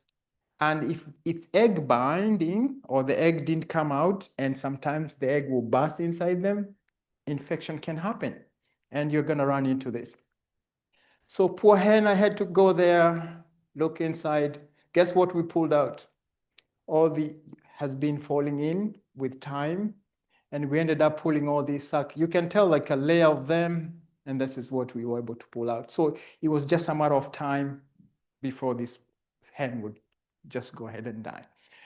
So what can you do? Make sure you're making sure the diets are right. That's all you can do sometimes. And sometimes it's just the condition of that specific hen. Maybe the hormones are not where they need to be, and the ovulation is not happening the way it's supposed to happen, and you run into that condition. Okay. All right. Enough of diseases. Let's talk about nutrition now. All right, so I like this slide because we are always on this end, yeah? And we like to see the eggs and the meat, but a big majority of work happens in their digestive system. Think about it, those nutrients. When they eat, they have to get inside their system, and that's what is gonna contribute to good health, eggs, and meat. If you ever have poultry, and most of you maybe have, you know that's probably bulk of your money, yeah? Gotta buy feed. Depending on how fancy you get on that feed, it can cost a lot of money. So that's a big chunk of it. That's why nutrition is important. Understanding the basics of what you're doing is important. If you buy your feed, probably they've taken care of that list. But how many of you make your own feed? You want to make your own feed? Some people like to do that, and it's not a bad thing, but you still want to make sure you have that covered. The carbohydrates, the protein, fats, water, vitamins, and minerals. This is one of the forgotten nutrients. Make sure you are providing them clean water most of the time, possibly every day, because they can have a very good diet, but if the water quality is not good, they cannot be able to utilize those nutrients as well. So in general, poultry will eat, yeah, but if they're not drinking, probably they'll try to stay away from the feed. Okay. So remember that first presentation, why you're keeping them. What type of poultry do you have? They will all have different requirements on the nutritional side. So make sure you know what you're feeding and make sure you're feeding the right diet to the right birds, okay? Their physiological needs as well, gonna depend on their maturity, their age and sex. And again, think about when it's a little bit stressful because of the weather, things like that. What can you do to try to provide some of those nutrients that they need? So we'll be warming up now. It's gonna get summertime, it's gonna get hot. So think of supplementing them with minerals in the water, vitamins in that water, just giving them extra thing to, like you and I would like to get that Gatorade during summer months. So that vitamin mix you're gonna add there in the water is gonna help them with that heat stress during that time. So we have different forms of feed. You pick what's the best for a given age. And sometimes some people like to add stuff on the feed to mix it with the feed. So depending on what you're trying to add in there, sometimes depending the form of the feed you're using, that can help you with what you need to add there. Okay. Mostly, if you have your mature birds, pellets works best for them. They're able to pick that very easily. And so if you're feeding them and you're wasting feed, think about, is this the right form of feed for them? Because sometimes they're taking too much time and they can pick stuff or try to choose what to eat, then you're gonna end up with them wasting a lot of feed. But if you have mature birds, I will go with the pellets. Those are most efficient for them. Good. Label is important. You go by feed. We all have preferences, what I need my poultry to eat. So be in a habit to know exactly what is in that label. I agree with you. Sometimes you don't even know what you're reading on that label. Yeah, we all know. Even when we buy our own food, sometimes the label have too many things, but be curious enough sometimes when you buy feed, read the label, make sure what you want your poultry to eat is what they have there. But most feed, commercially available feed, will have all these details for you. And the reason why I normally say read the label, sometimes based on what you're trying to achieve, if you don't like one brand because they have a certain ingredient in there, then you have a choice to go read another one and say, I like this one because it provides them with a certain element of what I'm in need of. Okay. Again, we talked about this. Certain times are important for medicated versus non-medicated. And then what you're trying to achieve with that type of feed is important as well. And question is, can I make my own feed? Sure, you can. But guaranteed it's a lot of work. But some people like it because they can control what they're feeding. But you have to think about the nutrients that your poultry need. And can you be able to mix your feed in such a way that you're providing them with the right amounts? Okay. You may have to invest in something like this just to make sure that mixing is nice. But I visited a farm and what she was using is something like this and it works for her. So, and that's her choice. And if for you, if that's what you choose to do, you just find a place where they're supplying all the other stuff and you can be able to mix your own feed. Again, if you have a mix, but you have some limitation on some areas, you only hold so much water based on the type of barrel you have, yeah? So if some things are lacking in your nutrition, then your poultry won't get enough nutrition of everything you need them to. So that's the most important thing. Be careful on how you're mixing that feed. If you want to know how to do this stuff, you're interested in that, reach out to me and we can walk through. We do have programs we use to make sure you give me a list of your ingredient and then I put those through a program and we can be able to formulate your own feed and tell you, hey, this is what you need and you get it right if you don't want to buy feed. Okay? So you can mix, but storage is important. Again, think of the months we are going to is going to be hot. Where you store your feed is important. The conditions. Again, you have fat in the diet. So if it's too hot in there, that can lead to that fat getting oxidized. We have fat soluble vitamins. If this is compromised, then those vitamins are compromised as well. Sometimes you may run into issues with molding and moisture there, and again, temperature, especially with molding. Again, you have molded feed that's toxic to your birds. It's not going to be very good for them. Chickens in general tend to be a little bit resilient on this stuff, but there are other species that can be sensitive to molded feed. But who wants to feed molded feed to their chickens? No. Okay. All right, not to gross you, but guess what? Chicken poop will tell you a bigger story than you think. Yeah? You know what normal poops look like? And you walk in that coop and you start seeing different things. That can tell you a good story. So when you walk in there or you're walking in your yard and you have your chickens, it's important. Be in a habit to look at the poop. Yeah, it's not, I know it can be gross, but it can tell you a story of what is happening. So if we know what is normal, okay, healthy poop, droppings have that nice uric acid and the material coming out. The cecal content looks normal, but if you start seeing a little bit of gas formation, now, is this one day a bad thing? Could be they ate something that really upset their stomach, and it's not a big issue.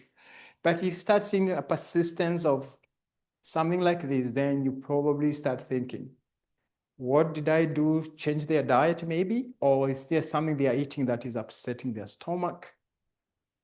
Again, undigested material coming out the other end, that could be an issue. See blood in their poop, it's not a good sign. Coxy for the most part, could be an issue there. Okay. You start seeing a lot of tissue in their poop. That means their lining is washing off, is coming out. Okay. So mostly that you see that coming out, then you know there's some issues going on. Okay. So I didn't mean to gross you, but I'm saying be in a habit. If you had babies, you know, if their poop doesn't look right, you know, something wrong with that. Same thing with our poultry. Their poop looks not normal. There probably could be an issue with their health as well. Good. So I ran through the slides. I know you may have a lot of other questions, but the knowledge we have, if it does not help you, then we haven't done our job. So our goal is to be able to provide you with the answers you're looking for. And if nothing really is what you are looking for here, we have some time for questions, and we should be able to take care of some of those questions and hopefully provide you the right answers. If I don't have the answer, I'll find the answer for you. Yes. Yes, it does heal. Okay, so I think Jonas is coming too. Okay, so the question was, will the comb heal if you had a frostbite on it? Yes, it will heal. But normally, especially during cold time, they normally recommend if you can just put some like Vaseline on top, maybe sometimes that will help. And when you have that happen to them, that could also help. Applying that jelly, petroleum jelly on them, that will help. But it will heal. Yes. Couldn't apple vinegar in your water? Yes. My chicken. Good. It's a good thing. It does help with acidification of the water, and that helps with their gut health. So it's a good thing because bacteria don't like the acidic amount in the environment. And if that water is a little bit acidic, the bacterial loads tend to stay on the lower side. So it's a good thing. Yes. Got my chickens, I was store because they had the little red places where they were biting each other, some little sores, and when they saw red, they would pick each other more. Yes. So they gave me this thing called glue coat. Well, I found that if you use blue coat, then the egg withdrawal period is forever. You cannot eat their eggs again. Yes. And if you do it on meat birds, you can't eat them. Is there an alternative that would be safe to eat the eggs and have the meat that I could use on chickens if they have a place to cover up the color and to be healthy for the meat? So first thing I will do if there's this issue of pecking, I'll try to identify who is being picked on because sometimes they just go for one. I don't know why they do that. So I'll try to separate them. That way you're taking it away because as soon as they see blood, it's like, here's our guy, let's just finish him off. But again, wound caring is important. So we do have some items like Neosporin that we saw there, like you go buy a first aid kit. That should work because all you're doing is topical. You're applying that on the wound itself. So that should be okay. So again, I normally say when you buy something to use, read the label, yeah? That's the most important thing because then that makes you, or even before you buy it, make sure you know exactly what you're buying because if you knew that was what you're buying, you probably wouldn't have bought that. Yes. And as Sam mentioned, it's usually easier to identify and remove the victim than it is the culprit.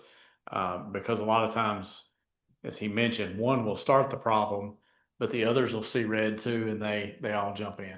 So pull out the victim. I have had folks that have removed them, they get them healed, they reintroduce them, and it's the same problem. So it could be one that's just needs to be isolated or given away to someone else who has less chickens or something like that.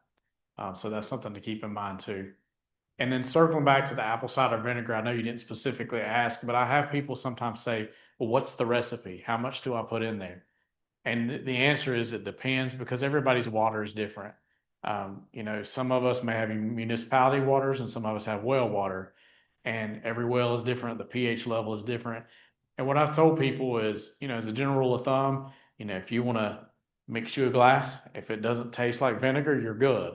But also, if you put vinegar in, you can continue to increase the amount that you put in there. The chickens are good with a very low pH in their water.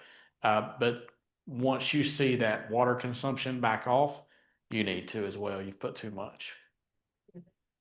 If they're drinking it, great. Yeah, you're fine. And a lot of people will use it, maybe not all the time, but they'll use it if they know their birds are under stress, whether they've had a predation issue or whether you had to switch feed types or something like that. Yeah. In the past that was brooding, sitting on beds, and then all of a sudden, maybe a week or 2 weeks later, they stopped. What causes that? So, there may be a very varied reasons on why that would happen. So most of the time a bird will go broody whenever there's enough eggs on a clutch. It actually stimulates the breast of the bird and they cause the release of hormones. So it could just be that for whatever reason that chicken is not, the hormone regulation isn't there to continue to brood. I don't know of any specific physical trait that would cause Sometimes that. the condition where it was wanted to do the brooding. So if the condition were not right, it's not dark enough, or you removed the eggs, it's like you're discouraging it to be sitting in there. Okay. See her, because I would count my chickens every evening, and then I knew I was missing one. And so then I started looking and I saw her sitting, so I didn't disturb her at all. She was in a sort of enclosed, shadowy area under trees and everything. And I would watch her, and then all of a sudden, maybe a week or 2 weeks later, you stop sitting. So I just had a bunch of eggs. Yeah, so sometimes could be something like predation or something started it and figure out my life is worse than these eggs. And some birds simply aren't good mothers. Yeah. You'll find, oh, okay. Great mother. Yeah. Any little chicks behind her. Yeah, well, and that's why, like, when we talked about breed selection earlier, there are certain breeds that are well known to be more broody. And so there are folks that will keep enough of that breed around just to sit on the eggs because they really don't care what color the chicks are. They hatch chicks, they're going to love them. And so if you can, I know my grandfather used to keep some bantams and he would have people bring him turkey eggs, duck eggs, whatever.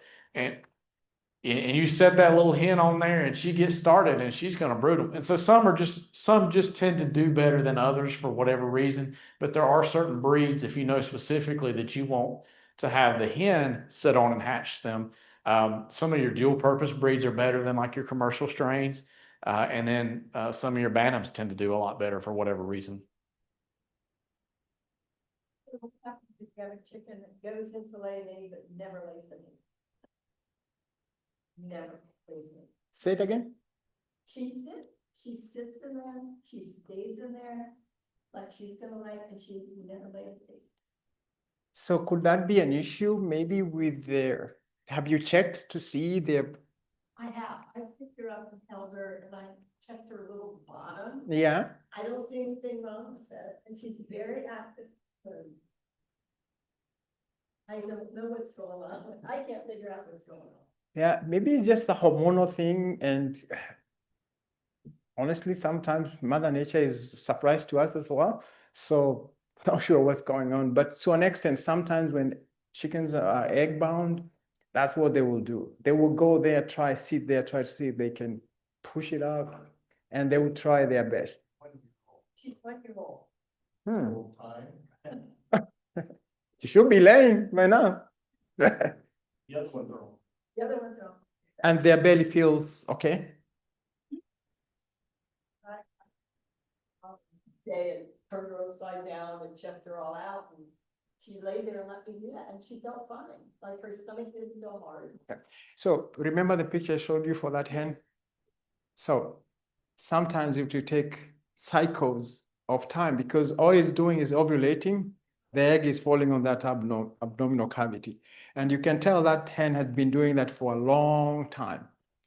And so sometimes it will take a longer time before that thing starts solidifying. So it will take a little bit of more time. That could be an issue you're dealing with. I'm not saying that's the issue, but as you can tell from that hen, that had been a long time gone. And she was sounding like she wants to brood, but naturally, because that's in hormonal stage, just all everywhere. But that's the condition she was having. And so the owner was saying she lays an egg here and there, but I doubted if that she was laying. So could be an issue there where ovulating and all that stuff, but maybe the yolk is not doing its thing, falling through the reproductive system. And if you don't know conclusively what it is, I mean, you could do a necropsy if you're not attached to her. But then the other thing is, you know, is it a business decision on whether to euthanize or cull her, or if she's living fine and doing well and you don't mind, you know, a freeloader, you can keep her around. Okay. Yeah. She follows like she knows. So she knows. Yeah, She knows she's on her own time. I got you. I think we had another question in the back.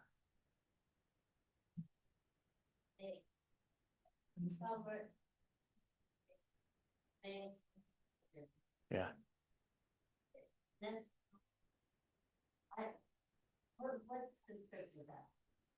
So the one thing I mentioned earlier was like the more often you can gather the eggs, the better off you're going to be. And just making sure that you're beating them to the product, because if they come around and there aren't eggs, they'll kind of get the hint eventually and they'll start doing other things or looking for other food sources. Beyond that, you know, I don't know what the science-based answer is here. I have some ideas, but you're right. Yeah. What were you saying? Yeah. So for those of you online, the question was, how do you deal with snakes? And as I mentioned, like I said, that's the biggest thing there is just the more often you can gather the eggs, the more likely you're going to deter them and they're going to look for easier prey. But if they're continuing to come back, you know, you may look at it, adjusting your setup as far as the sizing of your chicken wire to try to limit them from getting in, or if they do get in, they can't get out kind of thing. Because a lot of times people will catch the snakes in the coop because they have come in and they've eaten a bait of eggs and they can't get back out because they were small enough to come through the holes. But yeah. Maybe it's just the environment where you are. And so they just found that easy meal. And so I don't even know what solution can be there, but One other thing, I mean, there are certain products, you just have to read labels and make sure they be safe. There are like snake away products, and I think even like something like mothballs might deter the snakes as well, but it doesn't work, doesn't help. Mothballs specifically, or snake away, or any of them? Okay, yeah.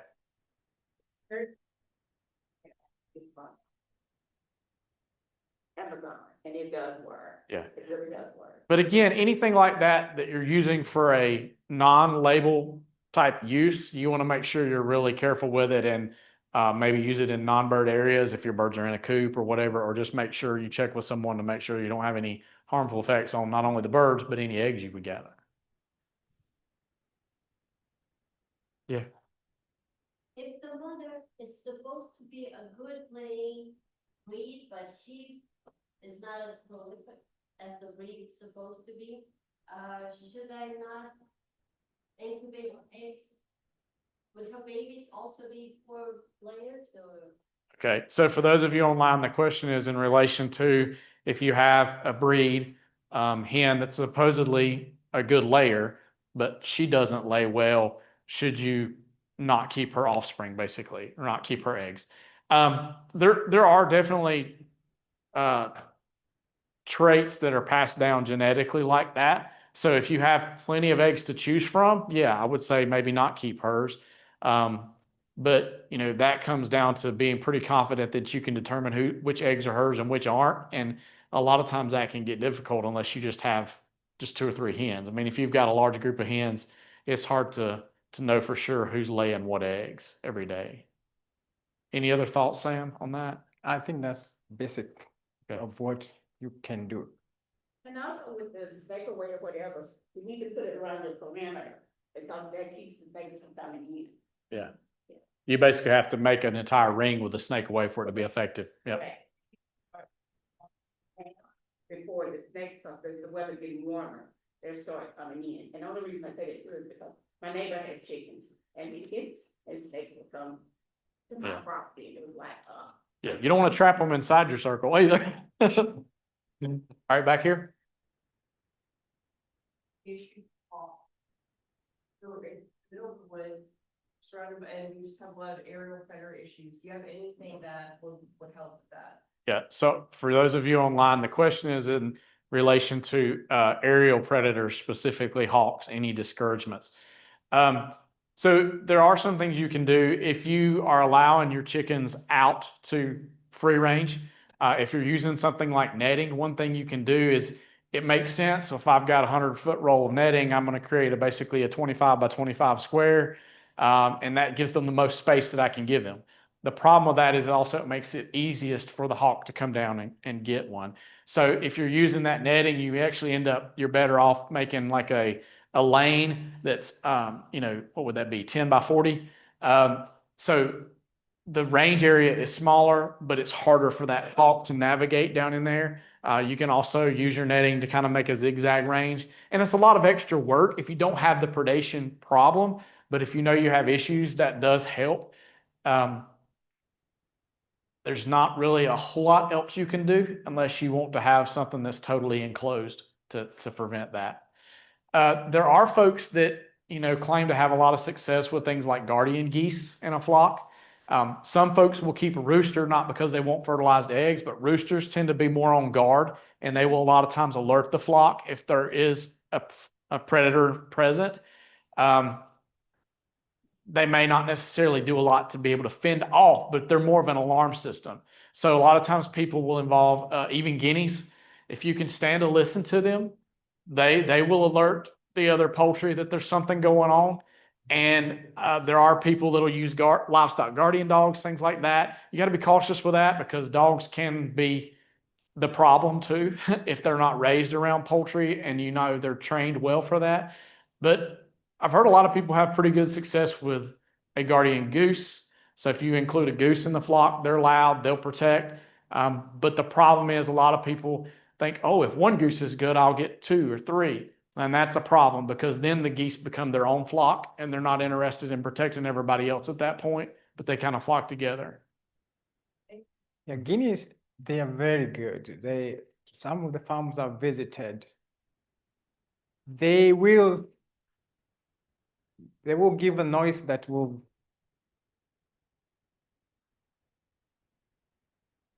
Yes.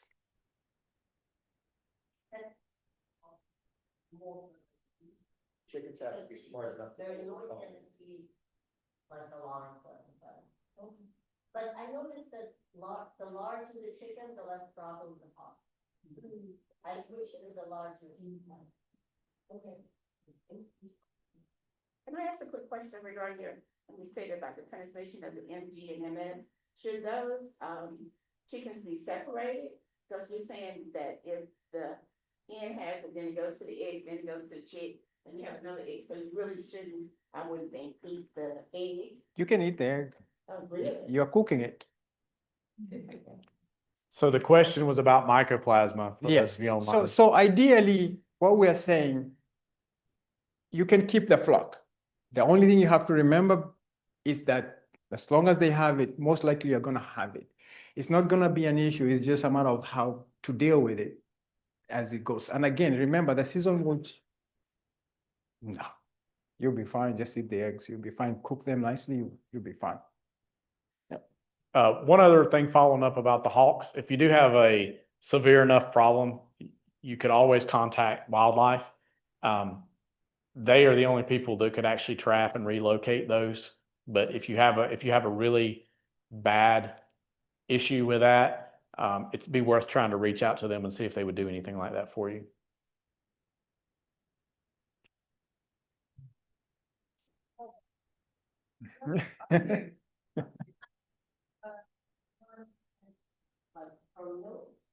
And let them jump out and they fly off. No, we've had, I mean, they have come in and flown into the coop. And, I mean, it was really bad, like, they've gotten them in their coop. And I have the Premier One fencing, I mean, I've tried to do the weird thing. And we haven't had any this year, but we have like a good 3 large hawks. Cause we're surrounded by forest land. Yeah, Sam and we visited a farm not long ago. It was actually a quail farm, but we were in the facility, I mean, completely enclosed, like the hawks could not get in. But I mean, the birds were going nuts. And then before long, the hawk is like right here on the screen next to us trying to get in. I mean, they're just trying to survive. You know, you can't really fault them. But yeah, we got to see what we can do to try to protect the flock. You can? Okay. I can't. Maybe you can. Other questions? Have a question online? Are we good? I think we answered most of those. There was okay. one question Thank you. that I tried to answer earlier, and I'll see if yours is similar. But the question was, does diarrhea always mean disease? No, it does not mean disease all the time. But again, remember the water quality that you have for your poultry. If it's too salty, it's going to cause them have diarrhea. So you want to make sure like the water quality of what you're supplying to your birds, you can drink it yourself. Okay, so that's important. And again, you think about it, especially summer months, if you let that water sit there for long, chicken have a habit of eating, drinking at the same time. So they're putting a lot of stuff in there. And you could have an issue where you are now having fermentation in there. And sometimes that can cause issues with the digestive system and you may end up with diarrhea. So diarrhea is just a mechanism of trying to flush off those toxins and diseases, things like that. So it's not always a disease. Sometimes could be just the water quality you're dealing with is not as good. And, you know, it can also be a sign of stress too. Yeah. Of a lot of different factors. You know, stress can do a lot of things to us and it can do the same thing to birds. I've had folks call that, you know, hey, my chickens have been laying fine and now they've quit. And you go through all the normal questions. Okay, well, do you see anything respiratory? Do you see anything digestive? Do you, no, everything's fine, but they quit laying and it's all of them. You know, we've checked all the boxes I know to check. I'm sorry, I don't know what else to do to help you. And then I get a phone call 2 days later. We figured it out. Well, what was it? We had hawks and the chickens were so stressed from the predation that they quit laying eggs. And then once the predation moved on, they went right back to the normal routine. So stress can cause a lot of things. So it's not always disease. It's not always the end of the world. The sky isn't always falling chicken little. Sometimes it's just a stress or something that you can work through. Watermelon too?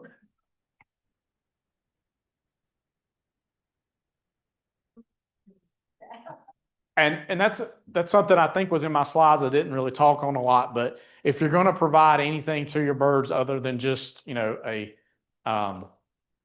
complete ration, make sure that if you're doing something like scratch grains, that it is a treat, it's a small portion. If you're going to do something like scraps, like vegetables and all that, that's fine.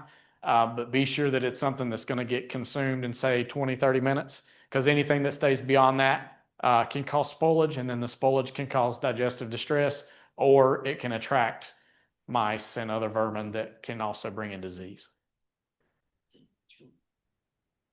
So we're I like getting, watermelon too. It's a treat. It's something to coop from we're getting close to the end of time. So if you guys have any other further questions, if you would take a minute, just fill out that evaluation. Like I said, that's really important for us, to let us know what kind of programs you'd like to see. And also it helps us do some reporting, to let our folks know that this workshop was important and you guys were able to learn some things. So if you're online, we've got a link there in the chat that you can click on and fill out. It should take like a couple minutes. And then if you're here in person, we've got paper forms. So if you don't have a form or need a pencil, just raise your hand and we'll get you one of those.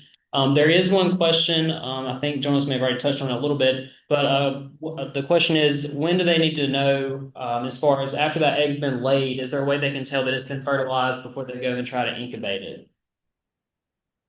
And my response to that was really no. The only way that you can determine whether an egg is fertile or not is either to incubate it and then to look at it like the candling we talked about, or if you want to gather eggs ahead of time, and you're willing to break those out, you can eat fertilized eggs. That's not a problem. But when you break them out, the germ spot will look different on a fertilized egg versus a non-fertilized egg.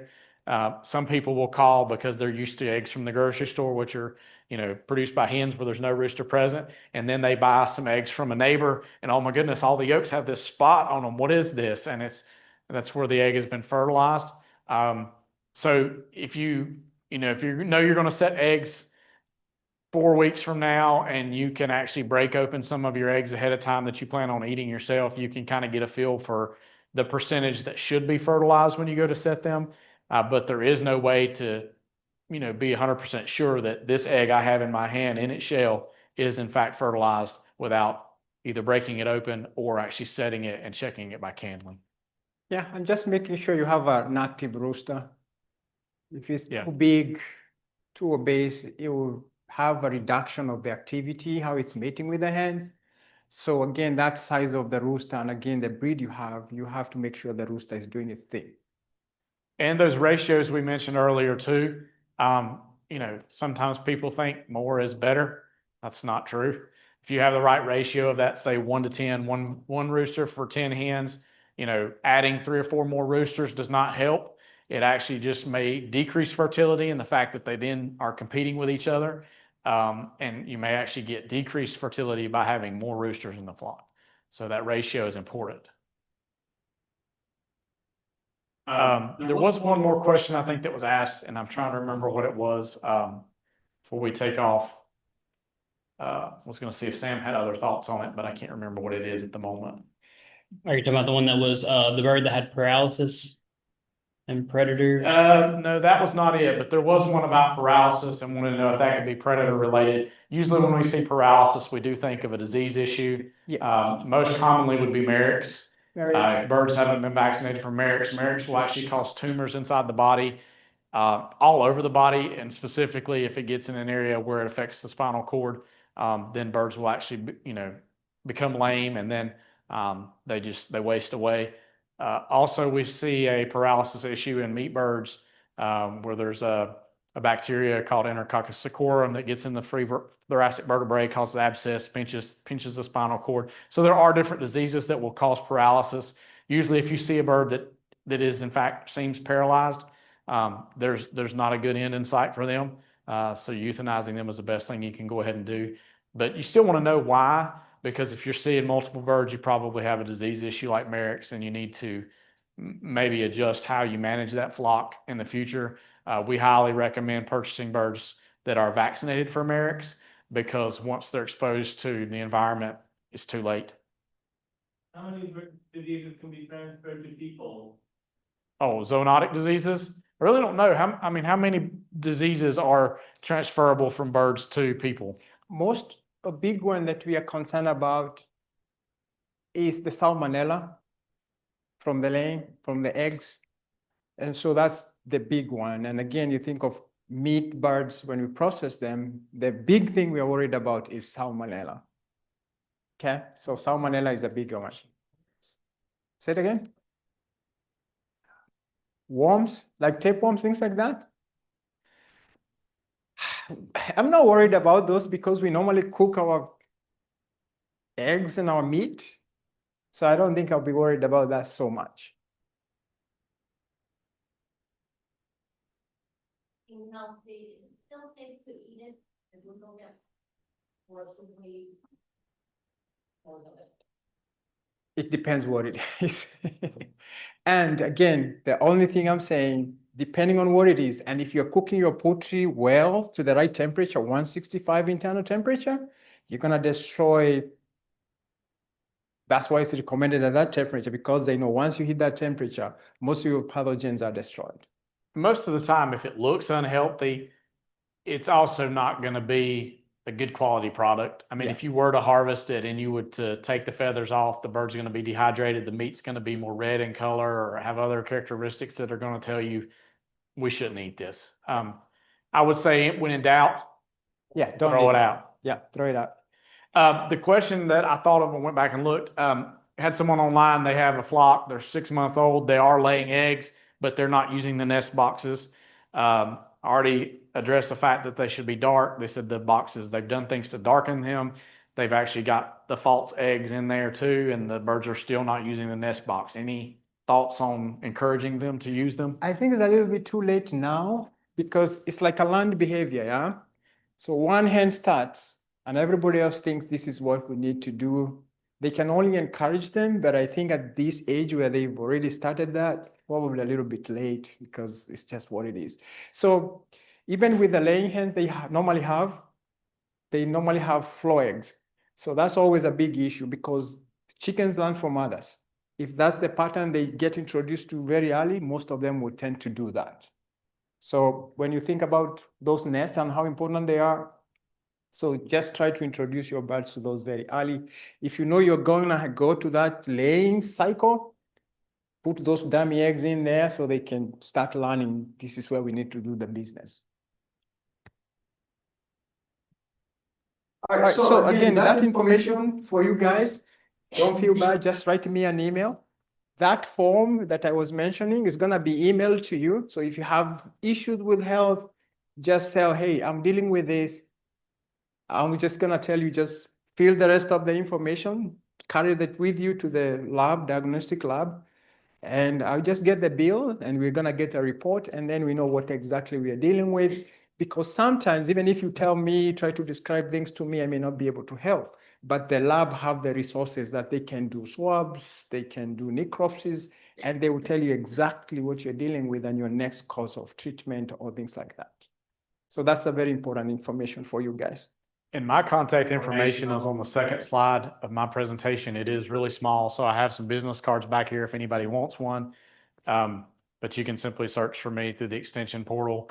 And then also, if you're interested in a lot of other topics that maybe we haven't discussed tonight, I do have a page on the Prestige Poultry Extension website.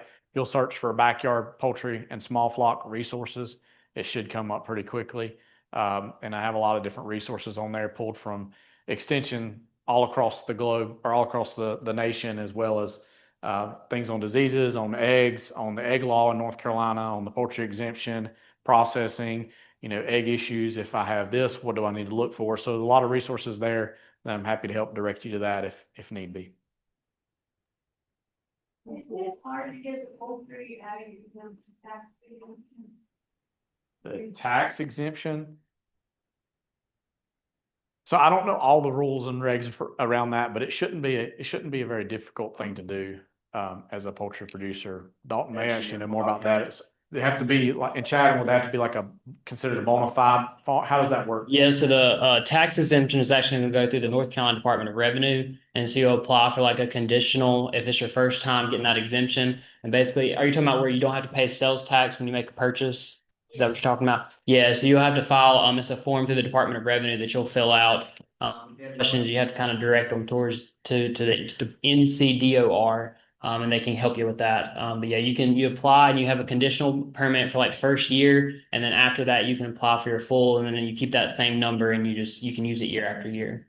Is it easier if you, concentrate on like heritage breed?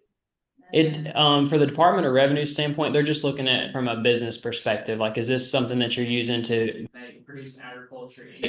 Are you filing like a Schedule F kind of thing?